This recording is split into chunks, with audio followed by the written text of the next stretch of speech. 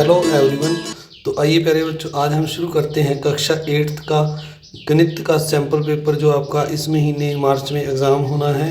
तो आपको बता दें, ये जो पहले 28 क्वेश्चन हैं, ये वाले ये हमने जो पिछली मेरी वीडियो है उसमें हमने कर लिए हैं। पार्ट 1 आपने ज़रूर देखना है। आइए अब हम पार्ट 2 इसका शुरू कर रहे हैं क्वेश्चन नंबर 29 से।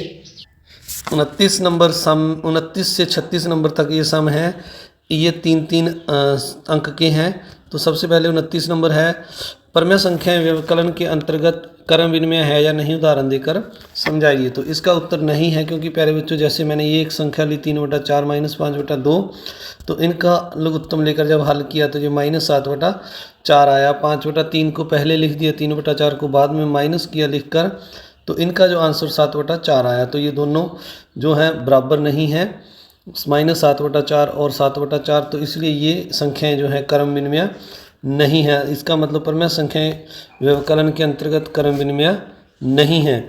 इसके बाद अगला सम है, रैखिक समीकरण को हल कीजिए। तो ये समीकरण है 30 नंबर में, x/5 x-5 बराबर x - 3/5। तो इनको क्रॉस मल्टीप्लाई करना है। 5 एकम 5 x के साथ किया, फिर 5 × 25, इधर 3x - 9। और इस समीकरण को आपने हल किया तो x बराबर 8 आ जाएगा। ये x की वैल्यू आ जाएगी, आपने इस सम को देख लेना है। इसके बाद 31 नंबर सम है, किसी समांतर चतुर्भुज के दो आंतरिक कोणों का अनुपात 3:2 है, इसके सभी कोण ज्ञात कीजिए। तो यहाँ पर ये समांतर चतुर्भुज है। मान लीजिए हमने इन कोणों को जो 3:2 है, इनको एक को 3x मान लिया, दूसरे को 2x। तो ये मुख्य कोण B भी 3x हो गया और ये C भी 2x हो गया। तो ये समांतर चतुर्भुज के कोण लिख दिए चारों। अब आप जानते हैं कि जो संगत दो आसन कोण होते हैं, जैसे A और D लिया या A और B लिया, तो इन दोनों का जोड़ 180 के बराबर होता है, यानी 3x + 2x बराबर 180।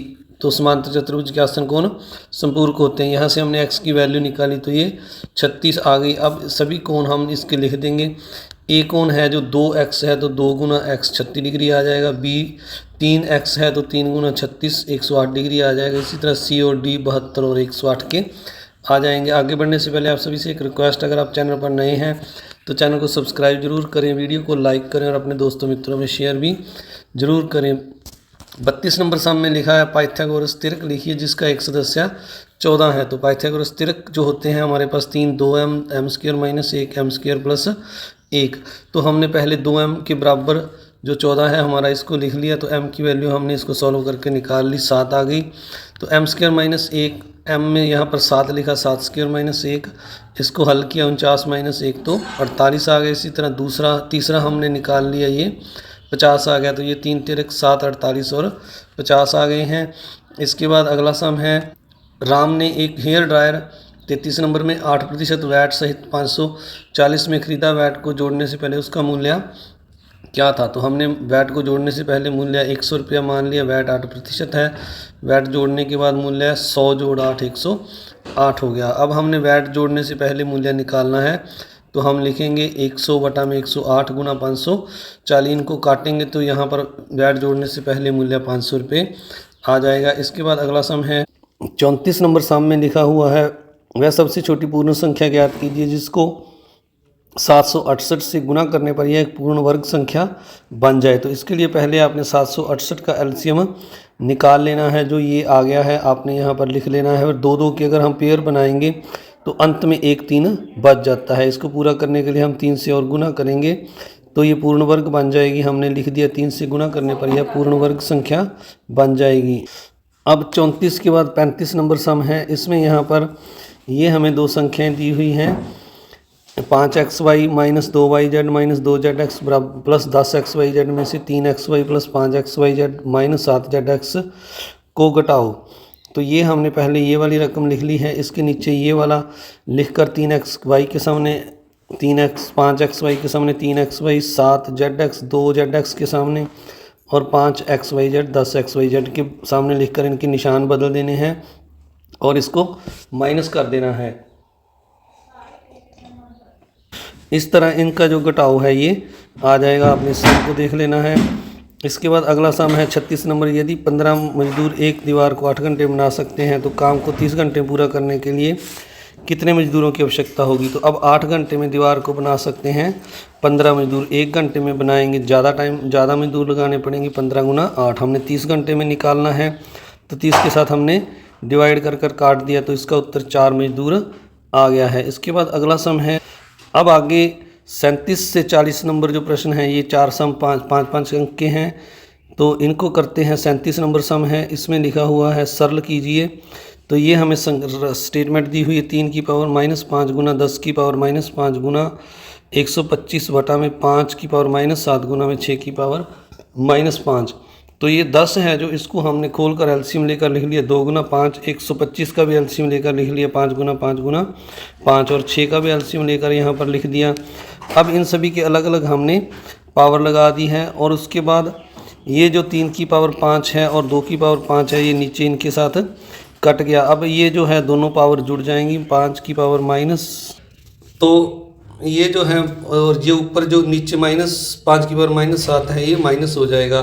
तो इनको सॉल्व करेंगे तो 5 की पावर -5 + 3 + 7, इनको सॉल्व करने पर ये 5 की पावर 5 इसका आंसर आ जाएगा। इसके बाद आगे 38 नंबर सम में लिखा हुआ है, यदि मूलधन रुपये 8,000 का 5% वार्षिक दर से 2 वर्ष का कितना चक्रवृद्धि मिश्रधन बनेगा। तो हमने चक्रवृद्धि मिश्रधन निकालना है। इसका सूत्र होता है मूलधन गुना 1 जोड़ दर बटा 100 गुना पावर ऊपर 100 समय तो 8,000 मूलधन है, जोड़ गुना ब्रैकेट में 1 जोड़ 5 दर है बटा में 100 ऊपर पावर 2, इनको काटेंगे 5 एकम 5, तो ये 20 आ गया 100 को काट के। तो इनका एलसीएम लेंगे 1 और 1/20 का, तो ये 21/20 आ जाएगा। इसको 2 बार लिख लेना है आपने, और 2 बार लिख के काट देना है। काट कर ये जो है इनको काट कर गुना करेंगे तो ये 8,820 रुपये आ जाएगा मिश्रधन, ये आपने निकालना था। इसके बाद 39 नंबर सम में ये एक संख्या लिखी है हमारे पास 1,75,616 का घनमूल ज्ञात कीजिए। तो इसका आपने लघुत्तम निकाल लेना है। लघुत्तम निकालने के बाद यहाँ पर ये लघुत्तम लिख लिया मैंने, इनके 3-3 के पेयर बना दिए। तो इनमें से 1-1-2 को हमने ले लिया, गुना में 7, तो इनको गुना करेंगे तो ये 56 इसका घनमूल आ जाएगा। इसके बाद आगे है निम्न सूचना के आधार पर पाई चार्ट बनाइए। तो ये एक पाई चार्ट है जो आपकी स्क्रीन पर है। ये 40 नंबर सम की स्टेटमेंट है, किसी छात्रावास में विभिन्न भाषाएं बोलने वाले विद्यार्थियों की संख्या नीचे दी गई है, इन आंकड़ों द्वारा पाई चार्ट प्रदर्शित कीजिए। तो ये आंकड़े लेकर आपने एक पाई चार्ट बनाना है। पहले आपने केंद्रीय कोण निकालना है इस तरह से, और इसके बाद ये नीचे एक पाई चार्ट बना है। तो ये सारा सम आप एक साथ देख सकते हैं, तो इसको आप देख लीजिए, और इस सम को भी आपने ज़रूर करना है क्योंकि एग्ज़ाम में हर बार एक पाई चार्ट जरूर आता है। इसके बाद अगला सम है 40 नंबर सम के अथवा में एक सम है, एक घनाभ की विमाएँ 60 सेंटीमीटर गुना 54 सेंटीमीटर गुना 30 सेंटीमीटर है। इस घनाभ के अंदर 6 सेंटीमीटर भुजा वाले कितने छोटे घन रखे जा सकते हैं। तो सबसे पहले हम छोटा घन है जो इसकी भुजा 6 हमें दी हुई है, इसका हम आयतन निकाल लेंगे। छोटे भुजा की 3, तो इसको 3 बार गुना करके 216 आ गया। घनाभ का आयतन हमें दिया हुआ है 60 गुना 54 गुना 30 घन सेंटीमीटर। छोटे घन की संख्या के लिए हम घनाभ के बड़े के आयतन को छोटे घनाभ के आयतन से डिवाइड कर इसको काट देंगे, तो ये हमारे पास गुना करके 450 घन आ जाएगा। इस वीडियो को देखने के लिए आप सभी का बहुत बहुत धन्यवाद। इस वीडियो का पार्ट 1 भी आपने ज़रूर देखना है, उसमें मल्टीपल और छोटे क्वेश्चन हैं। वीडियो को जरूर शेयर कीजिए, चैनल को सब्सक्राइब कीजिए और लाइक कीजिए। Thank you very much.